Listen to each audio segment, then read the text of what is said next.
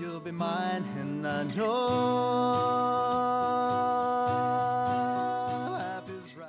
Well, let's talk a little bit about you. Tell me what instruments you play. I play the guitar, harmonica, I play some bass, and I play bagpipes. You play bagpipes. I do Very play interesting. bagpipes. How did you get into that? Well, the story of that actually goes back some 30 plus years when I was in college, and the church my family went to, the minister was an old Presbyterian church. He was an old Scottish guy, and the Presbyterians in Scotland go back together a long time. And so it was 125th anniversary. He brought in a pipe band. Mm-hmm. And I remember standing there in the pews, and then the sound of Amazing Grace coming in on the pipes. Mm-hmm. Wow.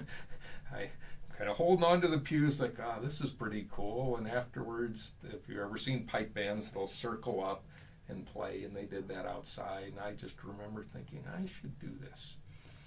Wow. So, and I was in college. After I got out of college, I moved up to Michigan, and I called a pipe band up one day, a shrine pipe band, and I've been playing with shrine pipe bands ever since.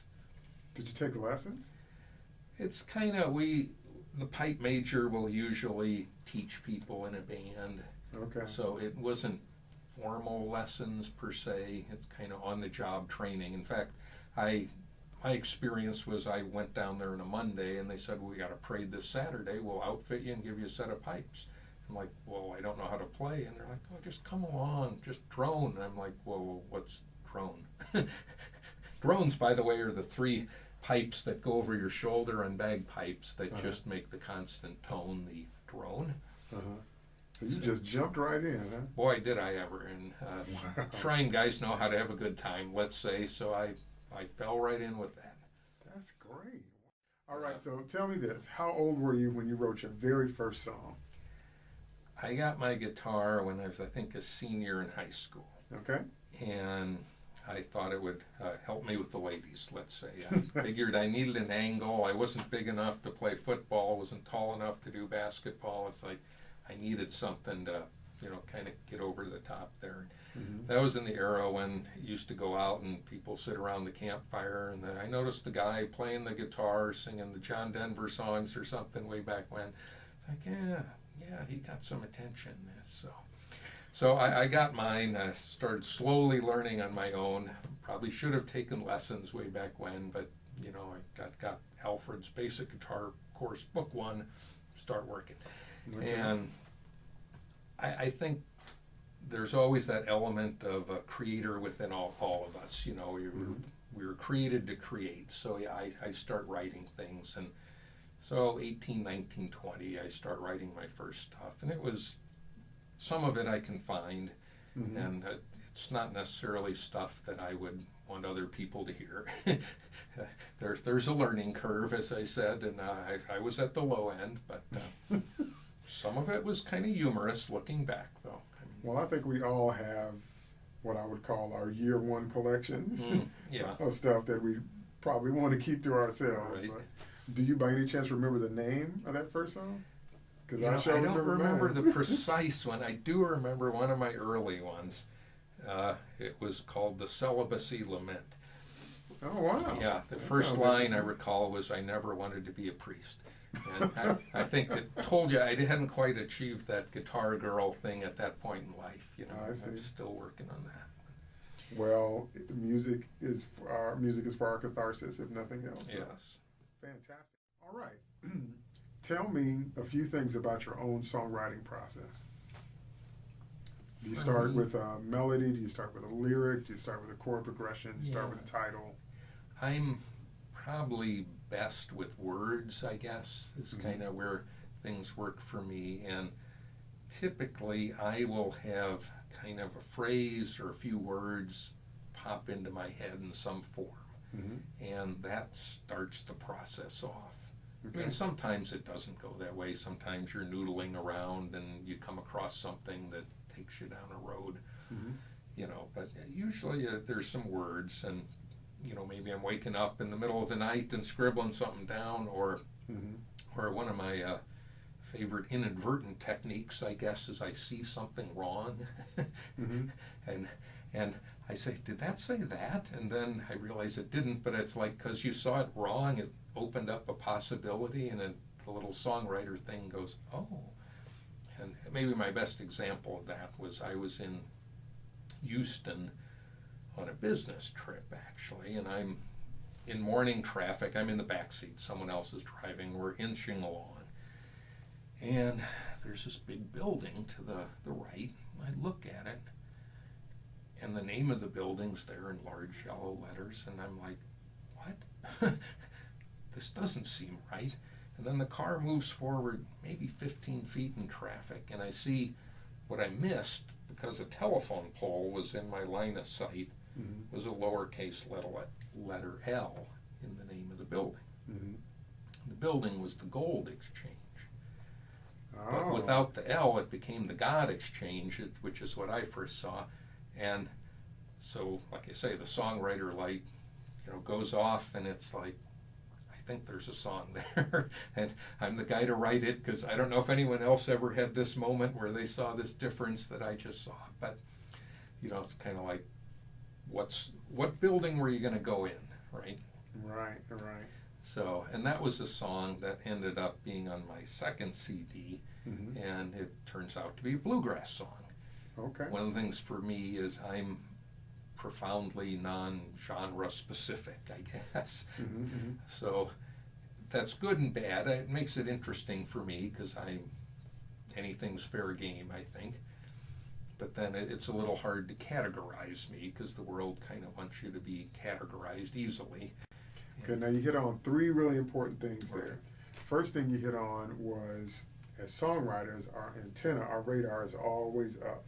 And that's something that sometimes we get a bad rap because people think that we're kind of right, but we know we've got to capture that stuff when it comes, and we can never control when it comes, but you're always seeing a title or hearing a lick that triggers something, Mm-hmm. and you go from there. That's the first thing. Second thing you talked about was, as you said, waking up in the middle of the night or scribbling something Mm-hmm. down, or you never know when the inspiration is going to hit you. Right. And sometimes when you see things that other people don't see, like you said, sometimes that's a clue that, well, maybe I'm supposed to do it. Maybe that's why I saw it. Right. And another thing you talked about was another thing that's huge, because I have the same issue, which is not being genre specific. When you can write in a bunch of different styles or across a bunch of different areas, and you write, people always want to squeeze you down into what kind of music do you write? And they Right. want a one or two genre answer. Yeah. And I will give them, everything from blues to bluegrass to this to that. But then I really should say, what I do is I take what's in here and I put it out there. That to me is my best answer. Best answer ever. And whatever form it is, to me, I think the song, it found me, so to speak. Yes. And it knows what it should be. It comes in a certain way, and that's what it is. So I feel at times I may have created my own genre at least once, which my bagpiping alter ego is known as Piper Johnny. Okay. Piper Johnny. And so in 2008, I put out a CD called Pipes for the People. Mm-hmm. And because I'd been playing bagpipes for so long, I knew a lot of the traditional stuff. But I at some point in that process said, I should write some songs myself for this, So I got this idea, I don't know where it came from, but I did this song called Piper's Rap, which became a hip-hop bagpipe tune. Now, you have got to tell our audience, where can we go to hear that? Okay, well, I'm on iTunes and CD Baby and places like that where you can find that.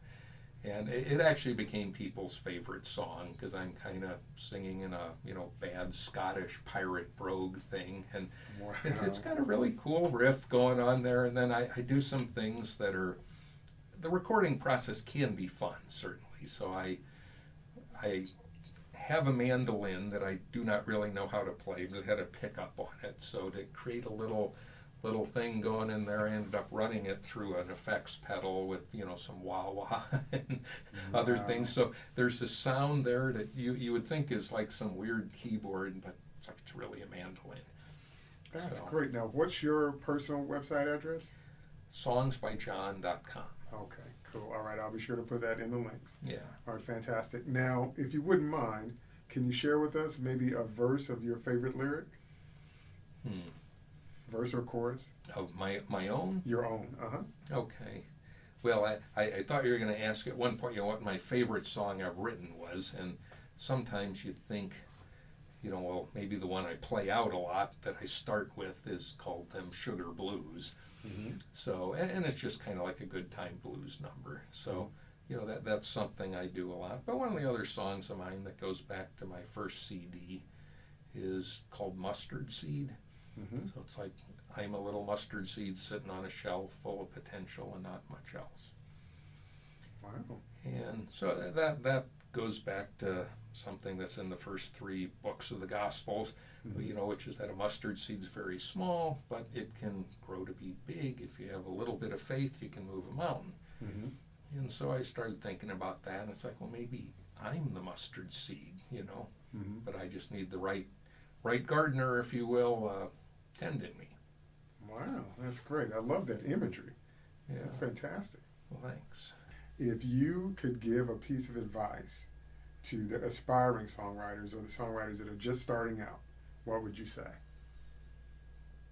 Well, I guess some of that we've touched on, the idea of getting out there and meeting other people and interacting and just listening to what they're doing and kind of developing that critical sense of how to listen Mm-hmm. versus just, it's one thing to be a fan and like something. Mm-hmm. It's another to listen to someone else's and feel like you can give some feedback to help make that better.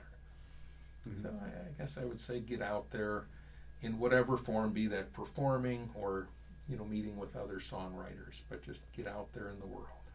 Get out there and do it, huh? Yeah. Excellent. Well, I want to thank you so much for being on the Well, show thank today, you. John. Really appreciate it. Well, I want to thank John again for being here today, and I want to thank you for tuning in. As always, I've posted links below the video, so you can find John's music. You can find the Chicago Songwriters Collective link and a bunch of the other things that we talked about. Remember that I post new videos every Friday, and my motto, never stop writing. Thanks, y'all. Blase blue da bleep blop blue.